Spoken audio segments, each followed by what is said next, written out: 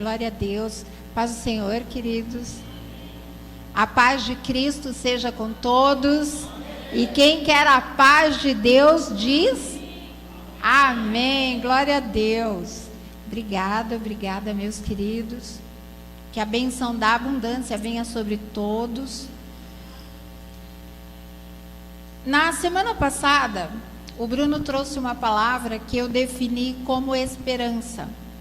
Se eu pudesse, eu falei para ele, eu colocaria o tema dessa palavra de esperança. E eu gosto muito dessa palavra esperança. Hoje o nosso pastor Samuel liberou qual vai ser a palavra de Araçatuba para 2023. E é claro que eu sei que não é para falar. Eu sei que ele passa para os pastores, mas ele pede para não falar para ninguém. E tem a ver com que as igrejas de Cristo estão ministrando pelo mundo, tem a ver com o que nós estamos ministrando e estaremos ministrando. Ontem nós estivemos ali na igreja Hebron e uma das mulheres, uma pastora, trouxe uma palavra também falando sobre esperança para o ano de 2023.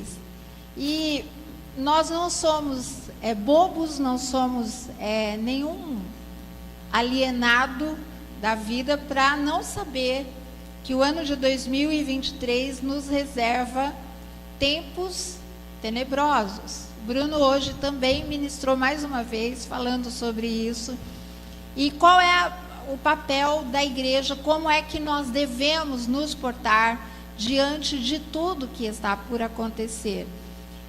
Aconteça o que acontecer, as expectativas em relação ao Brasil não são tão brilhantes, né? E também nos Estados Unidos e por aí afora as coisas estão indo muito, muito ruins. E o que nós entendemos disso é que essa música aqui tem tudo a ver, Maranata, ora vem, Senhor vem. Quem anseia pela vinda, o encontro da igreja com Jesus aqui? Quem anseia por isso? Todos nós. Quem anseia pelo encontro da igreja com Jesus aqui? Você já pensou nisso de verdade, queridos? Porque, de acordo com ali, o Sermão da Montanha, ali Jesus, Mateus 24, Jesus falando ali dos últimos acontecimentos, você percebe um pouquinho ali que metade fica, metade vai. Eu não sei se você já reparou isso. 2 estarão na cama, um vai, outro fica. 2 estarão no campo, um vai, outro fica. 2 estarão no telhado, um vai, outro fica. E aí? E eu acredito que vai ser muito grande a surpresa, muito grande. Ali quando a palavra diz assim, Senhor, Senhor, em teu nome nós fizemos tanta coisa, ali está se referindo à igreja, está se referindo ao povo de Deus, ao povo da igreja. Senhor, mas como assim? Eu não fui. E hoje tem um pouquinho a ver sobre isso. 1 Coríntios 15, 58, foi um dos textos que eu decorei muito cedo, eu memorizei esse texto, e ele diz que nós devemos permanecer firmes. Fiquem firmes e constantes, sempre abundantes na obra do Senhor, sabendo que a vossa obra não é vão no Senhor.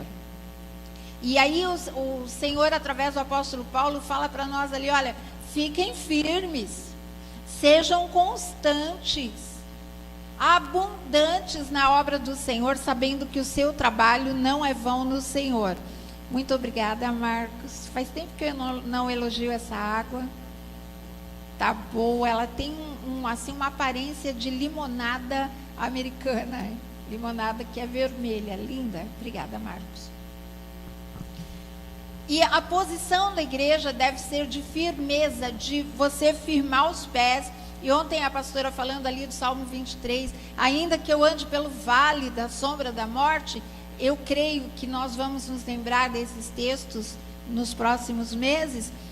Não temerei mal algum, porque tu estás comigo. A tua vara, o teu cajado me consolam.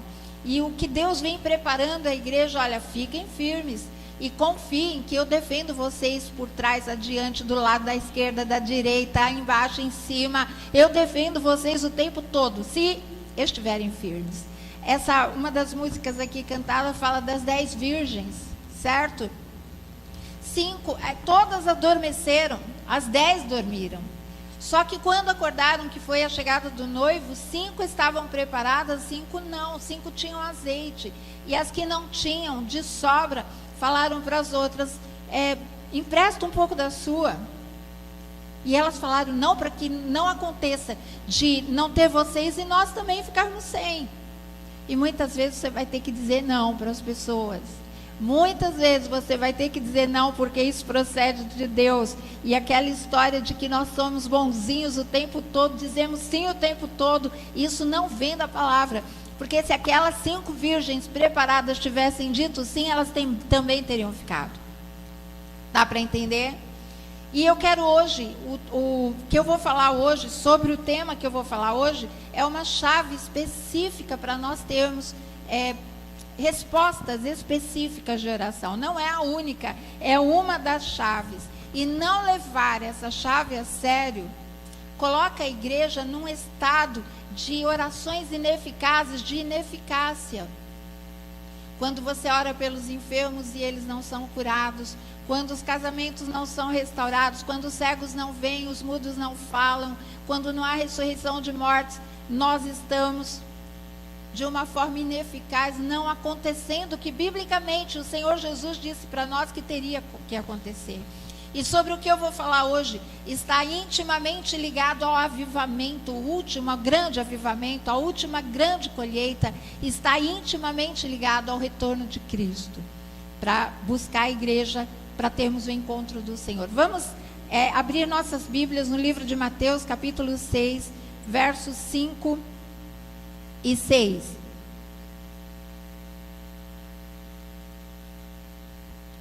E uma das coisas que eu queria que vocês entendessem é que é bom nós termos a Bíblia no celular, mas pessoas que estão acostumadas com a Bíblia só no celular, na hora que você dá uma Bíblia impressa para elas não sabem localizar. Abre em Abacuque, vai lá para o índice, porque não sabe localizar. Não sabe localizar coisa alguma, não sabe manusear a Bíblia, ok? É bom ter a sua Bíblia impressa também. Mateus capítulo 6, versos 5 e 6. Estou esperando ansiosamente meu netinho obreiro do Senhor, que trabalha firmemente, inabalável na obra do Senhor, passar o texto para mim ali. E enquanto ele não passa, eu abro. Mateus capítulo 6, versos 5 e 6. É bom aqui na igreja que o Bruno e a Camila sempre fazem esgrima bíblica, né? E textos decorados e tal. 5 é o verso 6, não, é o capítulo 6, versos 5 e 6. Capítulo 6, versos 5 e 6. Diz assim na minha tradução: e quando orares, não sejas como os hipócritas, pois se comprazem em orar em pé nas sinagogas e às esquinas das ruas, para serem vistos pelos homens. Em verdade vos digo que já receberam o seu galardão, a sua recompensa. Mas tu, quando orares, entra no teu aposento e, fechando a tua porta, ora a teu pai, que vê o que está em oculto, e o teu pai, que vê o que está oculto, te recompensará. Aqui Jesus está dando instruções acerca da oração e ele dá 2 posições. Uma primeiro negativa: quando orares, não faça isso. E depois ele diz: quando orares, faça isso. Uma positiva e uma negativa. Já no verso 16 e 17 diz assim: e quando jejuardes, não vos mostreis contristados como os hipócritas, porque desfiguram o rosto, para que os homens aos homens pareça que jejuam. Em verdade vos digo que já receberam o seu galardão. Porém, quando jejuares, tu unge a tua cabeça e lava o teu rosto, para não parecer que estão jejuando. Beleza, até aí. Aqui também começa com uma negativa, Jesus dizendo assim: quando vocês forem jejuar, não façam assim. E uma positiva, dizendo: façam assim. Obrigada, Bruna. Quando Jesus fala assim, quando vocês orarem, ele não está dizendo assim, se vocês orarem. Isso indica que Jesus espera que os seus discípulos orem. Ele não diz se vocês orarem, ele diz quando vocês orarem. E fica muito claro que Jesus espera que todos os seus seguidores tenham uma vida de oração. Amém? E ele também não diz assim, se vocês jejuarem. Ele diz, quando vocês jejuarem. Tem alguma linha teológica que diz que o jejum é para o Antigo Testamento.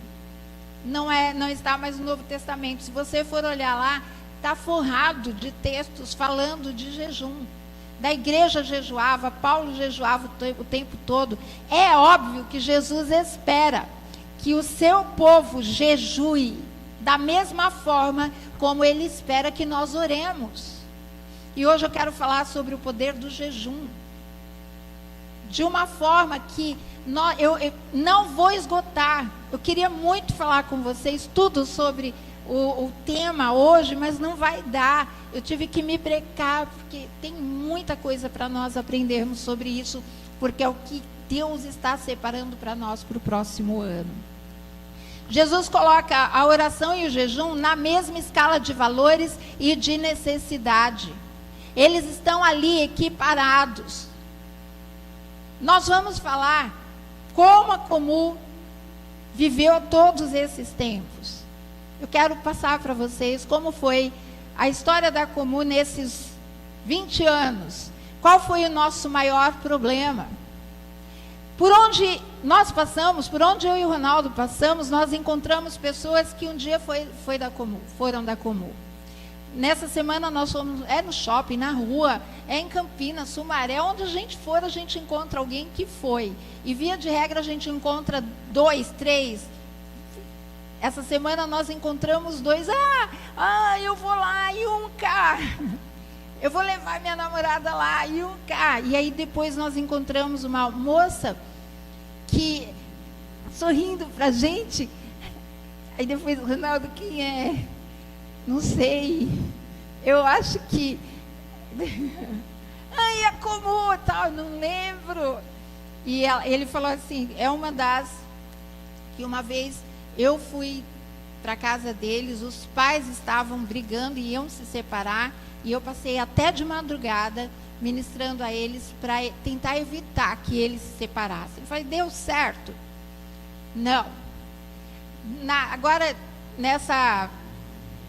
no aniversário da igreja, teve gente que mandou mensagem para mim, gente, pelo Instagram, pelo Facebook, me achou ali por causa das postagens que nós colocamos. Teve gente de Goiás falando, eu nunca esqueci o que eu aprendi na Comu. 19 anos atrás, isso tem sido minha base até hoje. E gente de várias cidades, estados também, mandando mensagem para a gente. A maioria eu nem me lembro. Nem lembro de quem era. E pessoas por quem nós ficamos até de madrugada ministrando, ou saímos para levar para o hospital, passamos o dia inteiro, às vezes, no hospital. Lembro da Camila, passando o dia inteiro no hospital, esperando ali o atendimento, esperando o resultado. Esperando os bebês das mamães daqui da igreja nascerem. E assim,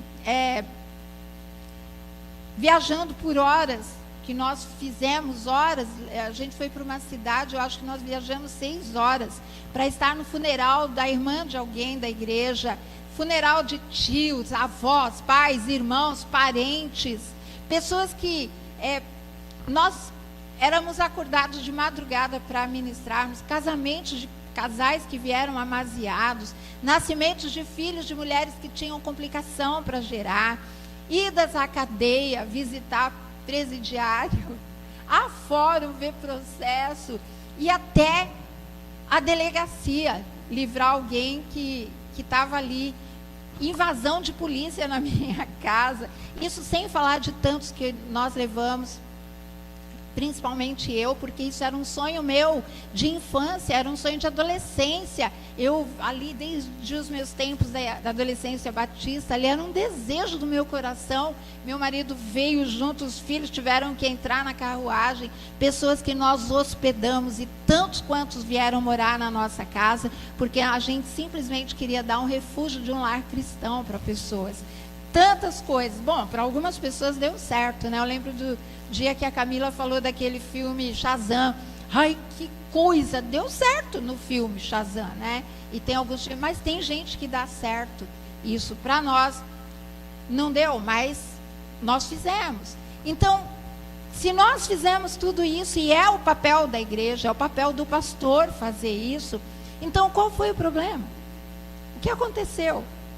Não foi a rebeldia, não foi a deslealdade. Eu vou falar algumas coisas que não foram. Não foi o mundanismo, não foi a promiscuidade na igreja, não foram os pecados não tratados, não foram as fofocas, as injustiças, a ingratidão, não foram os motins, nem foram as reuniõezinhas pelos cantos da minha casa para falar mal da gente ou da igreja. E não foi a nossa falta de liderança ou a nossa incapacidade de liderar. Não, meus senhores, não foi isso. Qual foi o maior desafio de todos os anos da Comu? Qual foi a nossa maior cobrança? E se nós estivéssemos numa sala de aula agora, eu diria qual? Quem lembra? Qual foi o maior desafio nosso aqui? Não foram as roupas das mulheres, que eu por um tempo fui extremamente exigente, não querendo que as mulheres se vestissem como as mulheres do mundo. Não foi o namoro dos jovens, não foi nem sobre pontualidade, nem sobre comprometimento. Não foi nada disso. Então, o que foi? O que aconteceu? John Wesley disse uma frase que eu quero passar para vocês agora. Eu estou convencido que se um cristão entendeu a necessidade de jejuar e não pratica o jejum, ele vai se desviar com a mesma probabilidade que um cristão que entendeu a necessidade de orar e não ora, também vai se desviar. Queridos, durante todos esses anos nós utilizamos ministrações, cursos, desafios, nós compramos um programa para a igreja, para ver se nós conseguíamos fazer a liderança orar e ler a Bíblia. Nós treinamos, nós pagávamos mensalmente esse programa, treinamos a igreja, treinamos a liderança para usar esse programa. Tinha ameaças: se você não entregar devocional da semana, você não vai trabalhar. Nunca, jamais nós conseguimos que as pessoas lessem a Bíblia ou orassem como deveriam. Nunca. E nós usamos o devocional, que era obrigatório para as pessoas. E eu lembro que eu hospedei uma moça da igreja de uma amiga de outra cidade, que lá eles também tinham o mesmo problema. Fazer devocional era um desafio tão grande, que nós desistimos por fim. Porque nós achamos que as pessoas deveriam se constranger a ler a Bíblia e a orar. E aí, pronto. Aí era a faca e o queijo, pronto. Pessoas que não oram regularmente, acabam se desviando. Pessoas que não oram regularmente, acabam se desviando. E eu conversava muitas vezes com líderes que ficavam meses sem orar, sem ler a Bíblia.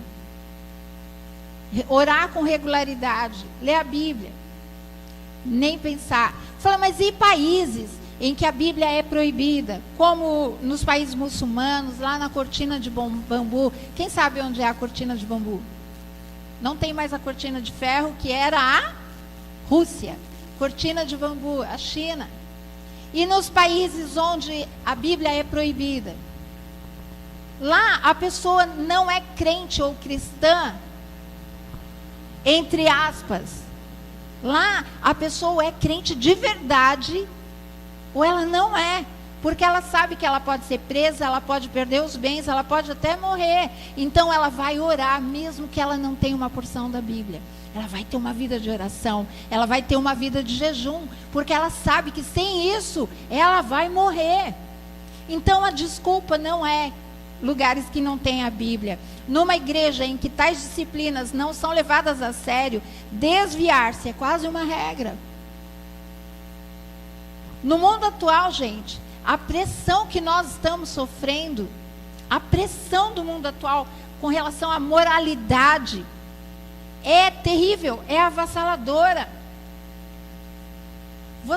Se você vai num shopping ou você mesmo na rua, é muito difícil você não passar por um casal de pessoas do mesmo sexo. Ficou tão comum que nem liga mais. Casais heterossexuais não ficam se beijando pelo meio da rua, mas eles ficam. Então, para onde você vai, para onde você olha, é comum. Um jogador de hoje, o Ronaldo estava falando, ele é um milionário, famosíssimo, com a possibilidade de namorar com a mulher que ele escolhesse. Ele escolheu alguém do mesmo sexo. Então, a pressão que a igreja está sofrendo em relação às coisas de sexo, queridos, às vezes você começa a pensar, fala, será que eu estou certo? Porque os pais permitem que os filhos tenham relação sexual desde muito cedo. É como se fosse um absurdo não ter intimidade física. É um absurdo. Eu ouvi falar de uma famosona aí também entrou para pelejar pela política, a Anitta, está com a doença do beijo. Eu nem sabia que existe a doença do beijo, que mata. Mata não, dá doença degenerativa, pode chegar a dar doença degenerativa. E a gente ouve agora falar de pessoas que vão num lugar e beijam 40 pessoas no mesmo dia. Então, a pressão que o mundo está impondo sobre as pessoas da igreja, sobre os jovens, sobre as crianças, é impressionante, é impactante. O mundo não pode compreender os preceitos de Deus. E eles ridicularizam quem se posiciona dessa forma. Então, a pessoa que tem uma posição, ela tem que ser muito firme naquilo que ela está se posicionando, porque ela vai ser zombada, vai ser ridicularizada. E um crente fraco vai sucumbir. Crentes fracos sucumbem. E é impossível um cristão ser forte espiritualmente se ele não ora, se ele não jejua, se ele não lê a Bíblia. Às vezes as pessoas conseguem ir para outra igreja que seja mais permissiva, que pode tudo. Pode se vestir do jeito que quiser, pode usar bebida alcoólica, pode.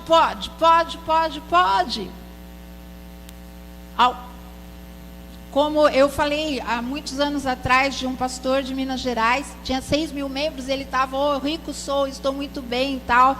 E um dia, tinha uma irmãzinha, né, a senhorinha da oração, e um dia ele teve um sonho que o Senhor falou para ele, olha, nessa igreja todos vão descer ao inferno, só 3 vão ser salvos e você não é um deles.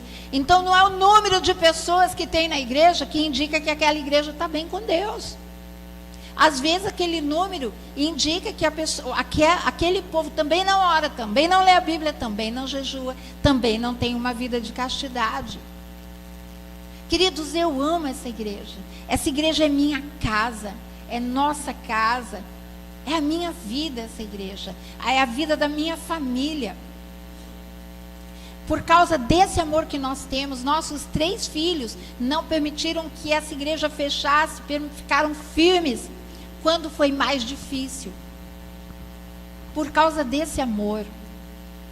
Agora, eu estava pensando ali durante o louvor, se um casamento tem problemas e o casal vai mal, qual é a decisão? Vamos separar, vou procurar outro, porque não está bem. E isso vale para a igreja. Na hora que está tudo bem, Está tudo bem, mas na hora que está tudo mal, vamos buscar Deus. Vamos nos unir, vamos clamar a Deus. E essa igreja, é nessa igreja que nós seremos como o Sumaré global. Nós seremos com os olhos da fé. Nós seremos como o Sumaré global. Eu estava ouvindo o Valadão, André Valadão. É André Valadão? É. Ele se referindo à igreja dele, porque o pastor Márcio entregou, né, a presidência e ele assumiu.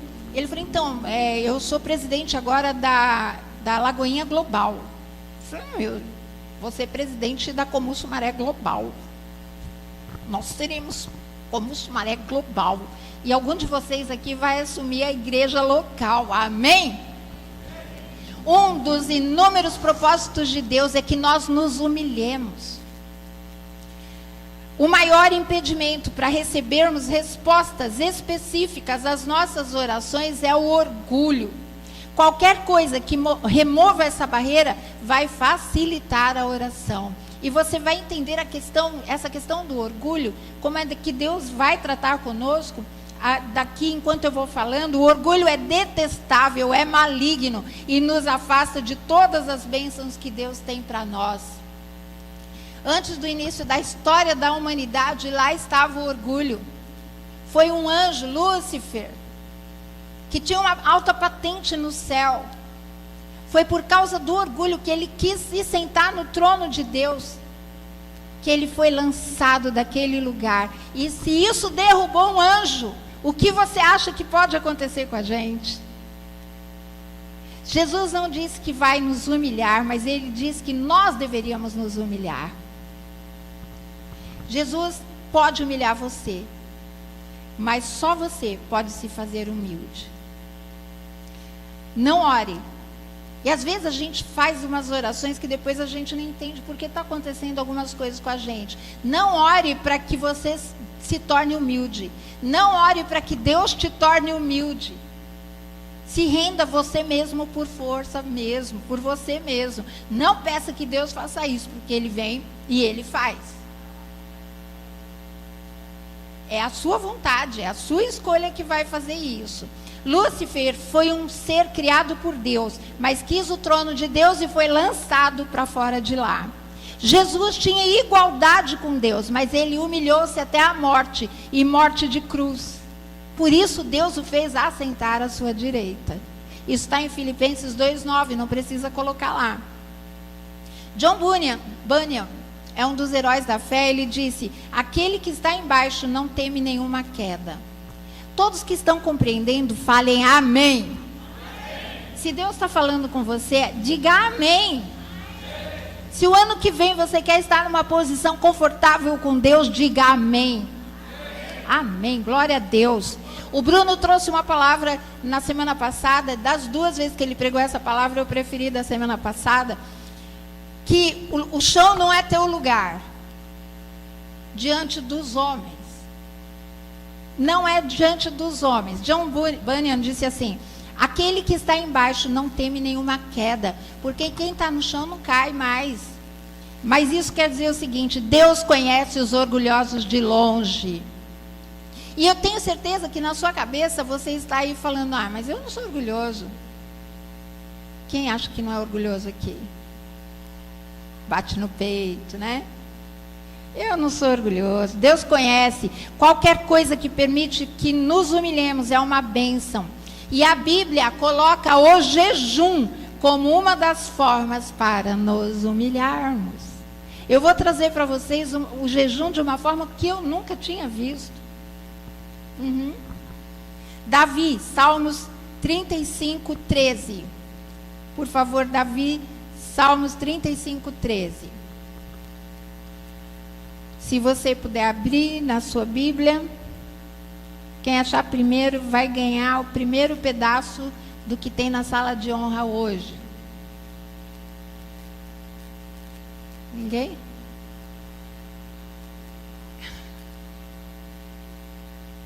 Vitor? Obrigada, Elane. Mas quanto a mim, quando estavam enfermos, as minhas vestes eram saco, humilhava minha alma com jejum, e a minha oração voltava para o meu seio. Humilhava a minha alma, A alma é a parte arrogante de você. Você é um ser tripartido. O que é? Você é um corpo, alma e espírito. Você é um espírito que tem uma alma e mora num corpo. E a alma é a parte orgulhosa, arrogante tua. É na tua alma que tem 3 partes: a vontade, o intelecto, as emoções. A vontade diz eu quero. O intelecto diz eu acho. E as emoções dizem eu sinto. E Deus fala: você não quer nada, você quer a minha vontade, você não acha nada porque só eu sei o que é a verdade, e você não sente porque eu estabeleço. A alma é a parte arrogante. E uma forma de tratar a sua alma é humilhá-la com jejum. Aqui, esse texto diz: eu humilhava a minha alma. Uma outra tradução mais original diz: eu afligia a minha alma. Humilhar é afligir. E como eu humilho a minha alma? Com jejum. Com jejum. Teve um advogado que ouviu essa palavra e falou: amanhã eu vou jejuar. E foi o dia mais miserável dele. Porque ele passava nas padarias, pensa nas padarias, aqueles doces maravilhosos. Passava em frente ao restaurante, aquele cheiro de frango assado, comida. Gente, olha a palavra que Deus vem trazer nessa altura do campeonato, que essas 2 semanas é a semana que o povo crente come que nem miserável. Porque os crentes não bebem, então os crentes comem. Comem até não aguentar mais. É onde tem pernil, peru, chester, leitão. E é um desespero, porque passa a noite toda comendo. De 24 para 25 e 31 para 1º, é a noite inteira. E Deus vem falar assim: você vai humilhar a tua alma. Não estou falando das ceias não, tá bom? E esse advogado decidiu que aquele dia era o dia do jejum, ou o dia miserável que teve. No final do dia, ele falou para o estômago dele assim: olha, hoje você me deu um dia miserável. Você me fez passar pelas padarias, sentir aquele cheiro, pelos restaurantes, sentir aquele cheiro. Eu vou punir você. De castigo, amanhã você vai jejuar de novo. Amém? O estômago é um maravilhoso servo, mas é um mestre terrível. Pessoas governadas pelo estômago. Que eu não consigo, eu tenho que comer. E quando não come, na hora, dá mau humor. Você conhece alguém que tem mau humor quando não come na hora? Conhece alguém que fica azedo porque passou da hora de comer? O estômago dessa pessoa é um mestre terrível, porque ele governa o humor da pessoa. Governa se a pessoa está bem ou se está mal. E aí ele vai passar uma refeição de jejum, ele começa a ficar com dor de cabeça. Também eu vou dar uma dor de cabeça. E esse advogado falou: amanhã eu vou te castigar. Amanhã você vai ficar de jejum de novo.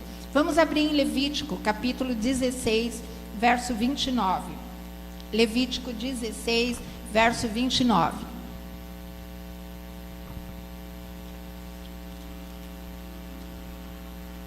Amém. Queridos, Deus está nos dando uma chave para o ano que vem. Esse ano nós tivemos chave, foi adoração, não sei se foi esse ano que a Camila trouxe essa chave, gratidão, adoração, tudo são chaves, mas essa daqui, queridos, se nós juntarmos com todas as outras, entrai pelas portas com louvor, amém?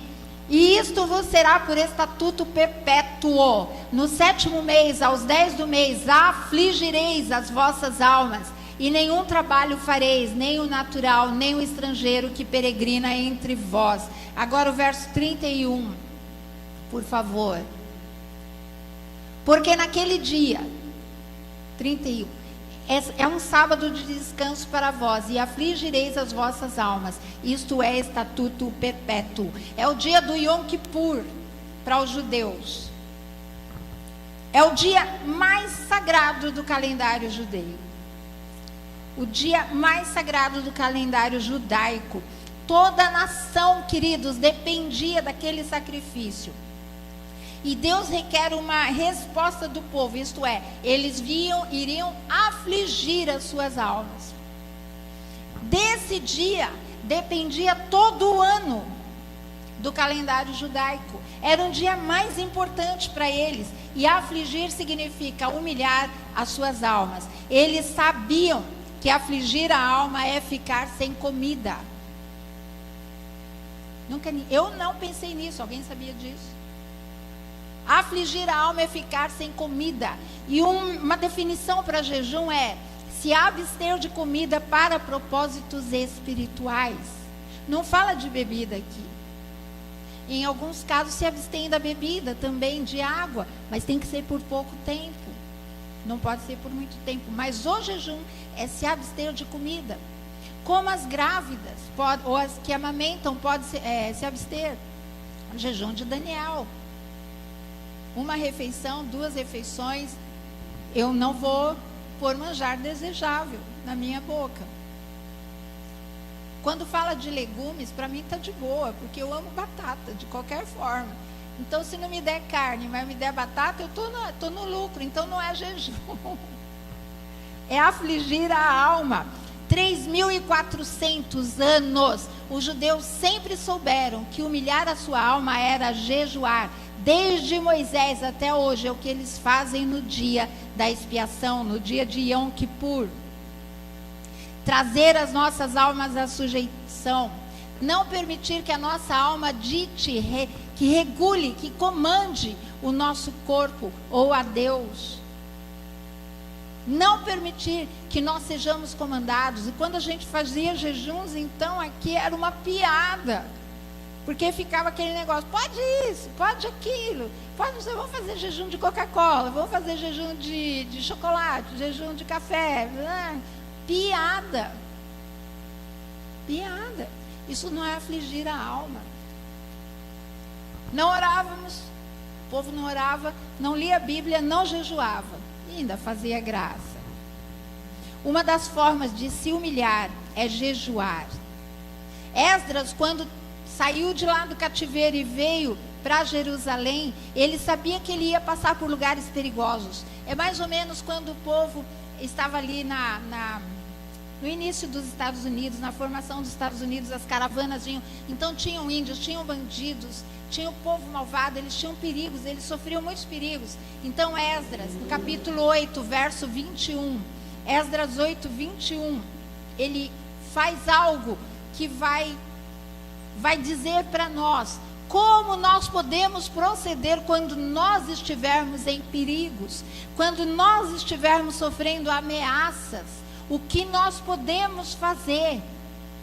Aqui está, então apregoei ali um jejum junto ao rio Ava, para nos humilharmos diante da face do nosso Deus, para lhe pedirmos caminho seguro para nós, para nossos filhos e para todos os nossos bens.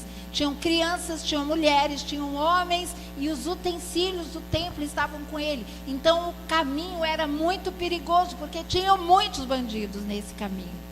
E ali o que ele fala, está ali associado de novo o jejum a humilhar a alma. Apregoei o jejum para nos humilharmos. Verso 22. Porque tive vergonha de pedir ao rei, esse texto é incrível. Tive vergonha de pedir ao rei exército e cavalheiros para nos defenderem do inimigo pelo caminho, porquanto tínhamos falado ao rei dizendo: a mão do nosso Deus é sobre todos os que o buscam para o bem deles, mas o seu poder e a sua ira contra todos os que o deixam. 23.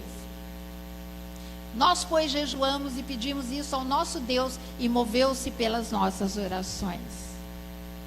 Queridos, eu tenho visto pessoas que, quando sofrem uma ameaça, por exemplo, uma ameaça jurídica, falar assim: ó, nós temos que confiar em Deus sim, mas vou buscar também, vou ligar para fulano. Quantas vezes ligava para algum bandido para livrar da ameaça de algum bandido na igreja? Um bandido vai poder livrar. Aqui o Esdras fala assim: eu tive vergonha. É mais ou menos assim: eu tive vergonha de dizer que eu sou crente e pedir ajuda para o rei humano. Então, o que eu fiz? Apregoei o jejum. E se o jejum fez isso com ele, o que pode fazer comigo e com você como filhos de Deus? Porque Esdras não era filho, ele era o quê? Ele era povo de Deus. Era povo de Deus, mas ainda Jesus não tinha derramado o sangue dele por ele. E nós somos feitos filhos de Deus pelo poder do sangue do Cordeiro. Nós somos filhos. Se isso foi assim com Esdras, que não era filho, imagine o que será conosco. Se nós entendermos e começarmos a pregoar jejum e humilhar a nossa alma. Olha o que aconteceu com Jonas. Isso tem a ver com a nação brasileira, tem a ver com a nossa cidade. Jonas capítulo 3 verso 6. Deus tinha falado, olha, eu vou destruir aquela nação, e enviou Jonas para lá e falou, vamos matar. Quando o rei soube que Deus tinha determinado matar todo o povo, Jonas 3, de 6 a 10. Jonas 3, de 6 a 10. Vamos lá. Glória a Deus. Essa palavra chegou também ao rei de Nínive, e ele levantou-se do seu trono e tirou de si as suas vestes e cobriu-se de saco e sentou-se sobre a cinza. Próximo verso. E fez uma proclamação que se divulgou em Nínive pelo decreto do rei e de seus grandes, dizendo, nem homens, nem animais, nem bois, nem ovelhas provem alguma coisa, nem se lhes dê alimento, nem bebam água. Até aí. Até os animais iam jejuar. Qual foi a consequência? Verso 27. Verso 27. Vamos ver se é esse verso mesmo. 27. Não tem? O que eu fiz? Ah, tá, é porque não é. É 8. Mas os homens e os animais sejam cobertos, tá? 9. Quem sabe se voltará a Deus e se arrependerá e se apartará do furor da sua ira, de sorte que não pereçamos? 10. E Deus viu as obras dele, como se converteram do seu mau caminho, e Deus se arrependeu do mal que tinha anunciado que lhes faria e não fez. Gente, quem aqui já ouviu que o jejum não muda Deus? Eu. Quem aqui já ouviu que o jejum não muda Deus? Todas as vezes que eu vejo um povo ou uma pessoa jejuar, eu vejo essa parte aqui. E Deus se arrependeu do mal que tinha intentado fazer. Alguma coisa está errada? Porque aqui está escrito que Deus se arrependeu. Ele ia destruir a nação. E Deus se arrependeu por quê? Porque o povo jejuou. E por 100 anos Deus preservou aquela nação. Se o jejum trouxe isso a Nínive, o que poderá fazer com a nossa cidade, com a nossa nação? Tem um decreto contra os Estados Unidos, e eu estou vendo o negócio caminhando aqui. Imagina se a igreja se levantar e jejuar, e buscar a face de Deus, se humilhar, afligir a alma.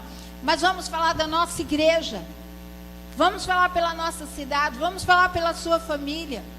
Se fez isso com Nínive, o que pode fazer com a tua casa? O que pode fazer com a nossa família?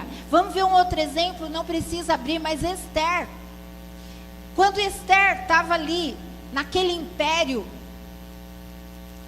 é uma história magnífica, mas você percebe que aquele imperador, ele dominava 127 províncias.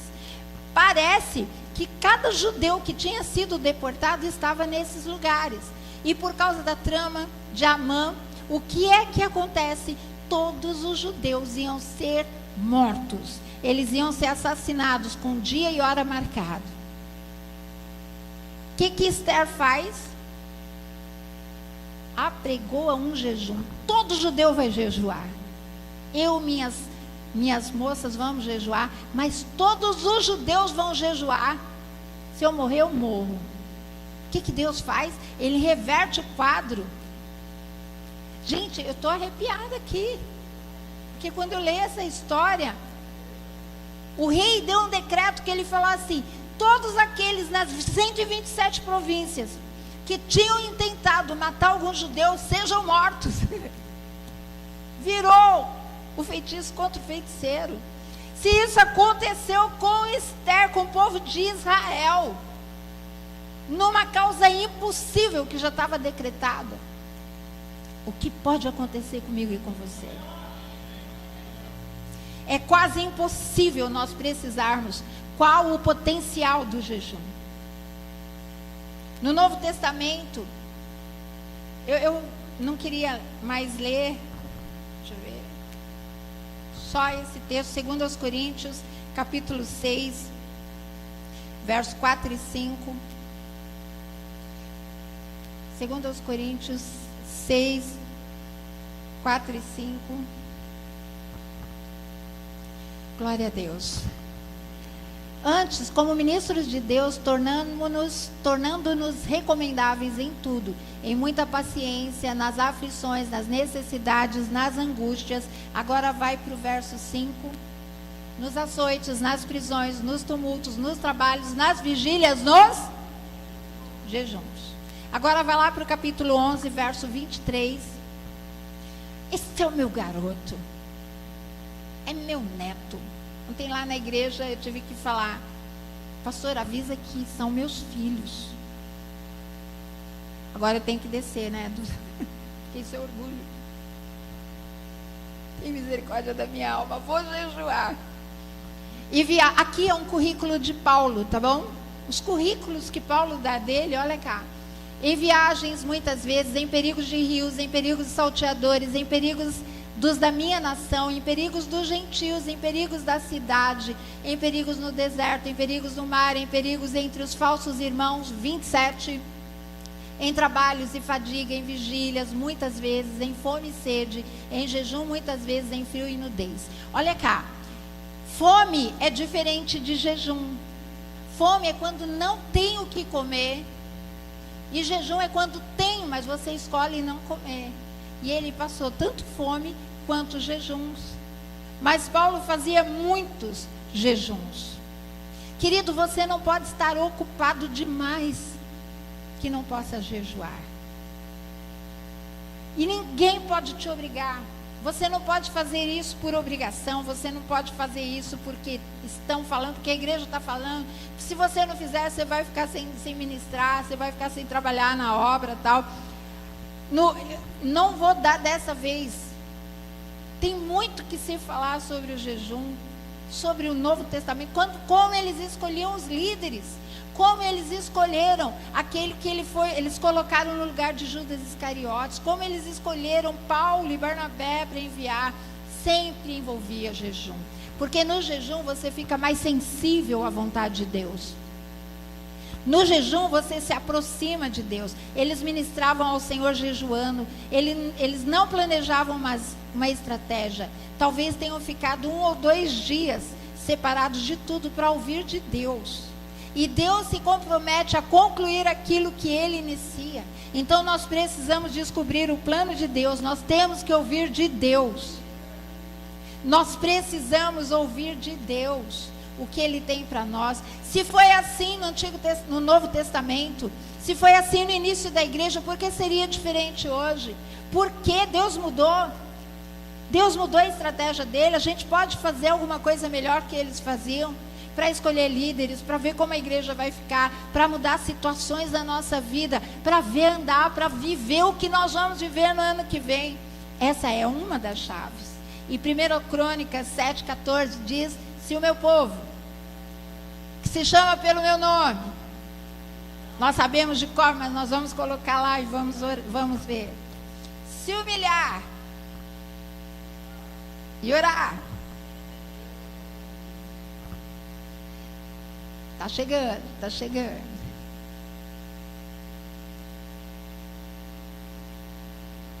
Beleza. Queridos, esse texto é a esperança de uma nação. Os 7,14. Então é 2 Crônicas 7,14. 2 Crônicas 7,14. Glória a Deus. Essa é a esperança para uma nação.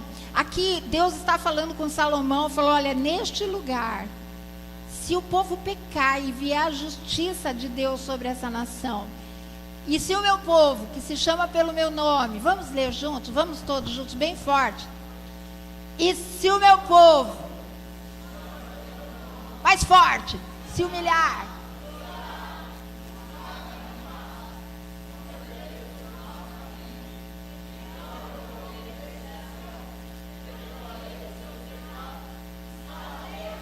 Aleluia!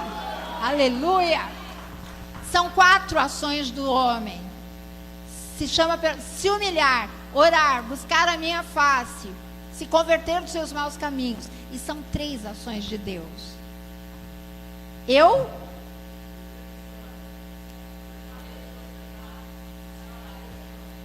O que é se humilhar, gente? Afligir a alma. Afligir a alma com jejuns. Buscar a Deus. Essa é a esperança para um povo. E aí eu falei com uma pessoa essa semana, ela falou, mas eu não tenho mau caminho. Eu falei, olha, quando você fica diante de Deus, você vê quem você é, sem filtro. E aí você vê quão necessitado você é de Deus. Quanto você precisa se humilhar diante de Deus. E como uma boca arrogante pode dizer, eu não tenho que me humilhar porque está tudo zerado comigo. Não diga que você não tem maus caminhos para se arrepender. Porque todos nós temos. Nós temos que ficar diante de Deus. E com a aflição da nossa alma, afligindo a nossa alma. E nós vimos que Deus... eu não falei aqui. Olha, esse aqui é importante também. 1 Reis 21. 1 Reis 21. Porque eu quis mostrar para vocês, na Bíblia, o que Deus fez por pessoas e por nações quando jejuaram. Porque o caminho de Deus é prático, não é teórico. É pragmático e funciona. O caminho de Deus é prático e funciona. Aqui. E sucedeu, depois dessas coisas, que Nabote, o jezreelita, tinha uma vinha. Essa aí é a história de Acabe, tá? Aí está no 22. 21, 22. Capítulo 21, verso 22. Isso. E farei uma coisa. E farei a tua casa como a casa de Jeroboão. Ainda não é esse. Vai no 27, por favor.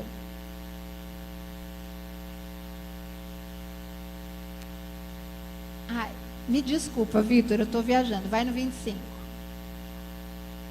25, verso 25.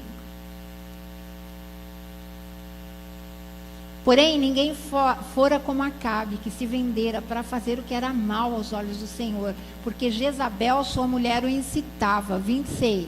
E fez grandes abominações, seguindo os ídolos, conforme a tudo que fizeram os amorreus, os quais o Senhor lançou fora da sua possessão diante dos filhos de Israel. 27. Ok. Deus dá uma sentença contra Acabe. Vou acabar com todos os homens da tua casa, começando por você.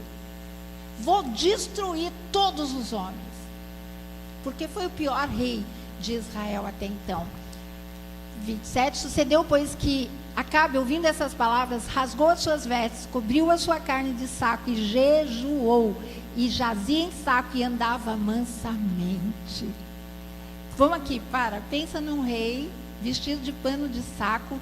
A Bíblia não tem palavra inútil. Por que fala que ele andava mansamente? Ele era arrogante, estava assustadérrimo, e um rei não anda, um rei tinha uma postura, peito empinado, barriga para frente, nariz para cima, barriga para dentro, barriga para dentro, então peito para frente, barriga para dentro, nariz para cima, queixo virado, pensa nele andando mansamente. Isso não é postura de rei. Próximo verso. Então veio a palavra do Senhor a Elias tisbita, dizendo: não viste que Acabe se humilha perante mim? Por isso, porquanto se humilha perante mim, não trarei este mal nos seus dias, mas nos dias de seu filho trarei este mal sobre a sua casa. Gente, se fez isso com o perverso Acabe, o que não pode fazer com a gente? É só isso que você pensa? Deus está levando a sua igreja para o próximo ano. Nós teremos que ter temporadas de jejum. Você vai ter que se voltar para Deus e se humilhar e afligir a sua alma. Nós estaremos escondidos em Deus. Mas não é todo que se diz crente que vai estar escondido. A Camila falou: quantos se desviaram nesse ano? Quantos ficaram para trás? Quantos caíram? E eu lembro de um sonho do pastor Valtenir Porto, que Deus falava para ele assim: não volte para buscar ninguém, segue, senão você também fica. Vamos, cuidado, vigia, vigia. Romanos, Deus fala: eu tenho misericórdia de quem eu quero. Então, o meu clamor a Deus: Senhor, tenha misericórdia de mim. Tenha misericórdia de mim. Afligindo a nossa alma. Então, no próximo ano, nós vamos ter jejuns pela igreja, pela sua família, por nós, todas as quartas-feiras. Vai ser jejum de uma refeição. Eu vou falar mais coisas, eu vou ensinar mais como se fazer. Você não precisa se abster da água, mas apenas da refeição. O que fazer no período do jejum. Como você pode obter os resultados práticos do jejum. Mas eu falei aqui, olha, povo que não ora, povo que não lê a Bíblia, povo que não jejua, desvia. Então pensem como você ficou até agora aqui, se não foi pela misericórdia do Senhor. Lembro de uma palavra do Antônio Cirilo falando que cada vez que ele ouve que um grande na fé caiu, ele corre para o quarto para clamar: Senhor, tem misericórdia de mim, me sustenta. E eu lendo Romanos, Deus falando: eu tenho misericórdia de quem eu quero, e eu abato quem eu quero. Eu falo: Senhor, não seja eu, que depois de ter caminhado tanto, chegar no final me perdi. Então, quarta-feira, começando dessa quarta-feira, não vai ser uma coisa assim que vai ser cobrada. Não vamos ficar fazendo chamada, né? Presente, jejuou, né? Presente, fulano jejuou. Lembra que as pessoas não trabalhavam se não entregasse devocional? Alguém se constrangia? Ninguém se constrangia, não trabalhava. Tem que chegar meia hora. Se vai trabalhar naquele dia, você tem que chegar meia hora antes. Se chegar depois, não vai trabalhar. Não trabalha. Como pode prevalecer? Vai desviar. E parece, eu quando estudava e preparava isso aqui, eu falei: nossa Deus, mas isso aqui parece que é tão cheio de regras, cheio de preceitos. Mas tem uma coisa: não tem povo como o povo de Israel. Eles têm assim um recorde de prêmios Nobel, cientistas, de invenções. A melhor arte marcial é a deles, a melhor polícia secreta é a dele. Tudo que é melhor é de Israel, uma naçãozinha que é um ovinho desse tamanho. Por quê? Porque se o meu povo, que se chama pelo Senhor, o Senhor vem. Deus é com o povo de Israel. Deus é com o povo dele. E nós queremos criar algo novo. Uma igreja nova, que não precisa seguir preceitos. E Bruno pode vir. E eu quero desafiar essa amada igreja, que é a minha vida, que no próximo ano, começando dessa semana, nós temos as últimas 2 semanas.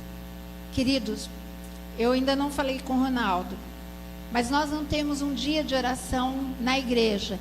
Então ele estabeleceu que esse ano de 2022 era ano que nós teríamos vigília, uma vez por mês. Não pode parar. Não pode parar. Nós agora vamos ter também os jejuns. Não vamos voltar com devocional, porque eu acredito, eu ouvi muitos pastores falando que, olha, nem que você leia 3 capítulos. Queridos, quando eu comecei a ler muito mais do que isso, eu comecei a ter uma compreensão monstra da Bíblia. Quando você lê mais, ao invés de ler só 3 capítulos, parece que você fica montando quebra-cabeça que você nunca monta. Mas quando eu comecei a ler mais, teve um ano aí que eu lia 20 capítulos por dia. Demanda mais tempo. E aí, queridos, eu separei eu fiz um organograma do meu tempo em 2023. Falei para o meu filho, se você não escreve, você não tem. Eu coloquei 1 hora isso, 1 hora isso, 1 hora isso, 1 hora isso, 1 hora isso, fui colocando. Vou fazer isso, isso, isso, isso. Tem um organograma, apresento para Deus, me ajuda a fazer, porque sem o Senhor eu não consigo. Organizei meus dias. E aí é com você. Mas a Comu Sumaré 2023, uma igreja que jejua toda quarta. Ninguém será forçado. Não vai ter esposa carregando o marido no colo. Não vai ter marido carregando esposa no colo. Porque Deus quer que nós saiamos do leitinho, para nós começarmos a nos alimentar de alimento sólido, porque nós vamos precisar estar fortes para o que vem. Nós vamos precisar estar fortes. E Deus está dando como. Bora lá, vamos ficar de pé, por favor.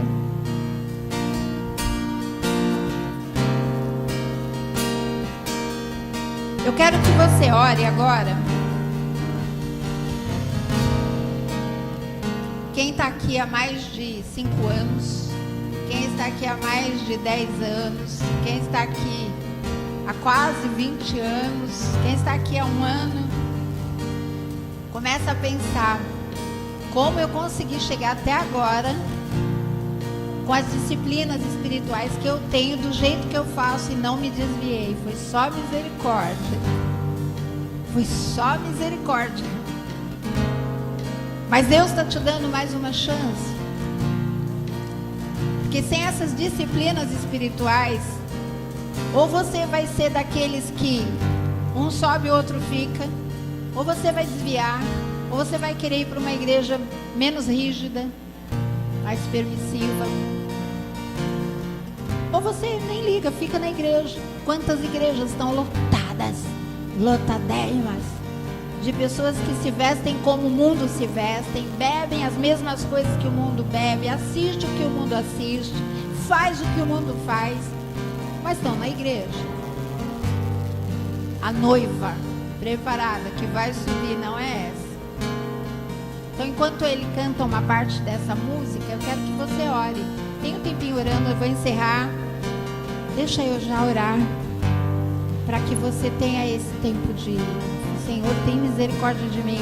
E eu vou ensinar como você vai ter mais graça para jejuar, mais força, como você vai colocar mais o seu corpo em sujeição, como você vai dizer mais para o seu corpo: basta do teu comando, você não manda mais, você não é meu Senhor, eu sou tua Senhora. Como é que vai ser daqui por diante? Como você vai fazer? Como é que você vai viver